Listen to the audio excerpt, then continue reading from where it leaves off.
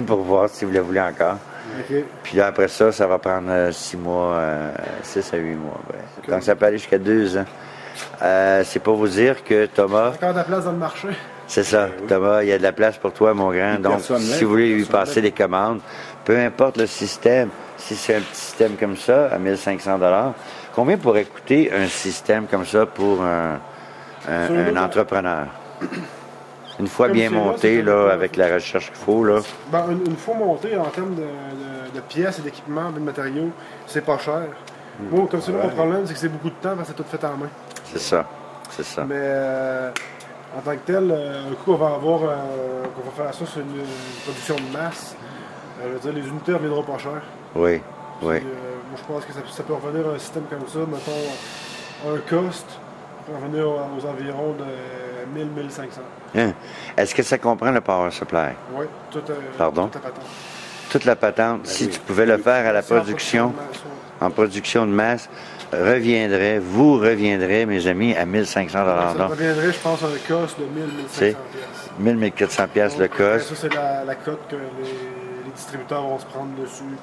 Oui, c'est ça. Mais évidemment, là, ce qui est important en ce moment, c'est d'avoir beaucoup de commandes. Si ça te prendrait combien de commandes pour pouvoir en fabriquer de masse? Ben, là, comme c'est là, je dirais que des générateurs dans ce sens-là, je travaille sur un gasket pour en avoir des générateurs comme ça, mais qui vont se faire plus facilement, disons, qui ne seront pas un aquarium d'acrylique. Ça va être un modèle différent qui va se monter mieux. Puis qui va être étanche, parce que lui, il n'est pas tout à fait étanche. Il a fallu que je scelle à des endroits et tout ça. Oui, oui. Donc, on va en avoir un de plus haute qualité. Là, on a payé pour faire un moule pour faire ces gasquettes-là. OK. Fait que, super.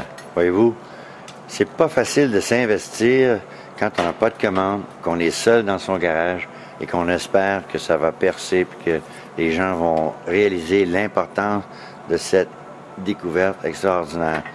Alors, je pense à tous les gouvernements, surtout notre ami Chavez qui est dans le pétrole. Vous devriez considérer, M. Chavez, d'utiliser le HHO et l'offrir à vos citoyens et vendre votre pétrole à ceux qui en veulent encore. Alors, imaginez qu'on a une génératrice, une petite génératrice qui fonctionnerait au HHO en arrière, dans la valise, pendant que vous roulez à l'électricité et que vous produisez l'électricité que vous avez besoin pour charger les batteries. Je sais pas.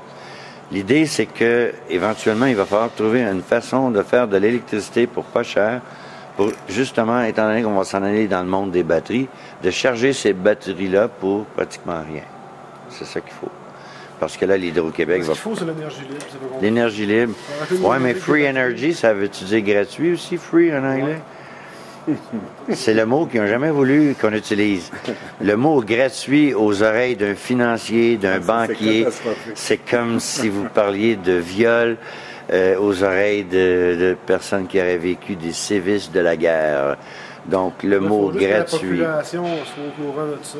Oui. C'est une question de conscience de la population. Parce que c'est pas nécessairement la faute des banquiers. Oui, tout bien qu'ils ont intérêt à ce que ça n'arrive pas puis ils prennent les moyens, mais si nous autres on se réforme, on se réveille et on se dit hey, il y a d'autres choses qui existent que ça, on peut le demander peut-être pas au gouvernement, puis notre dépression, se fait des groupes de citoyens qui se tiennent, qui font des pressions, tout ça. Là, ça pourrait être bien bouger, mais il faut que le monde se réveille et qu'ils se tiennent ensemble. Oui. L'époque qui s'en vient, c'est l'époque du cœur. Tout le monde va être relié par leur cœur, plus qu'avant, on va le sentir. C'est plus le temps des brevets, là. Tu sais, les brevets qui vont faire avancer, là, surtout quand on sait qu'il y a des milliers de brevets qui ont été arrêtés, c'est vraiment dégueulasse. Alors, tu es vraiment un homme de cœur, tu es même un grand chevalier de l'humanité, pour ne pas dire de la liberté. De la liberté, parce que on veut libérer l'énergie. L'énergie est prisonnière du monde et du cartel, non seulement de la finance, mais surtout du pétrole et de toutes les énergies nucléaires et des gaz, qu'ils soient de schiste, à l'huile ou peu importe, il faut que ça cesse. Il faut sortir du CO2, du nucléaire et s'en aller vers des énergies plus propres. Il y a des gens qui travaillent en ce moment aussi sur des petites génératrices à aimant électromagnétiques et qui vont copuler avec les éoliennes à turbine verticale. Ce sera un autre chapitre dans notre récit de l'énergie libre. Et voilà. Donc, je vous laisse comme dernière vue ce chalumeau, cette torche, ce monstre qui peut nous aider grandement à franchir et à se libérer de l'énergie.